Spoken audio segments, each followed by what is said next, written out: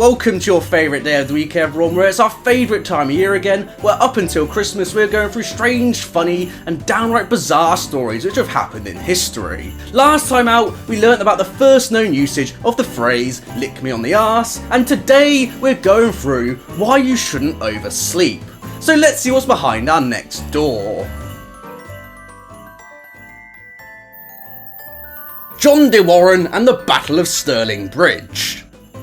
Well, on the 11th of September 1297, Scottish forces led by William Wallace and Andrew Murray took a decisive victory over the English at Stirling Bridge. But the battle may have gone entirely differently, or not even happened at all, if the English commander, John de Warenne, didn't want 5 more minutes in bed. The previous evening, 66-year-old Warenne informed his officers that they would cross the bridge in the morning, but he slept in, likely because he was unwell. The English forces also heavily underestimated the Scots, as the years prior they had easily defeated them. In the morning, while John was sleeping, around 5,000 of his men had crossed the narrow bridge, which could only take around 2 men abreast, so this wasn't a speedy operation. Because Warenne hadn't awoken yet, the men who had crossed the river were called back so the English couldn't consolidate their position on the other side of the river. It is believed that Wallace and Murray wanted to attack the English as they were crossing the bridge to inflict the most casualties.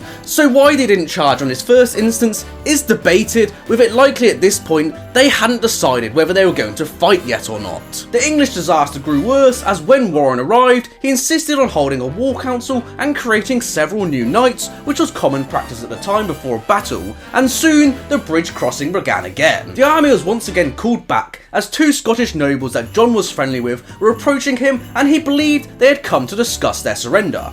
They hadn't, but John believed he could make the Scottish surrender despite their advantageous position, so he sent 2 friars to go and negotiate with them. When the friars arrived at Wallace, he replied, "Tell your commander that we are not here to make peace, but to do battle, to defend ourselves and liberate our kingdom. Let them come on, and we shall prove this in their beards." Upon hearing this news, Warenne was advised by some of his men not to cross, as the army would not be able to deploy its heavy cavalry effectively, and the Scots' position on the high ground would absolutely mean the English's slaughter. However, Warrenne's decision was swayed by the treasurer, who urged an immediate crossing of the bridge and was probably more interested in the money it would cost to keep an army on the battlefield than how the actual battle would go itself. The third and final crossing of the bridge finally went ahead.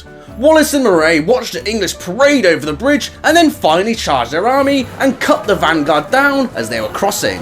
The main English force never actually made it across the bridge to engage before it was destroyed, with accounts varying whether it was either Warenne or Wallace destroyed the bridge, and they could only watch as their friends were slaughtered on the other side. Wallace and Murray claimed an absolutely heroic victory, and the battle may have gone entirely different if John didn't listen to his treasurer or got out of bed 5 minutes earlier.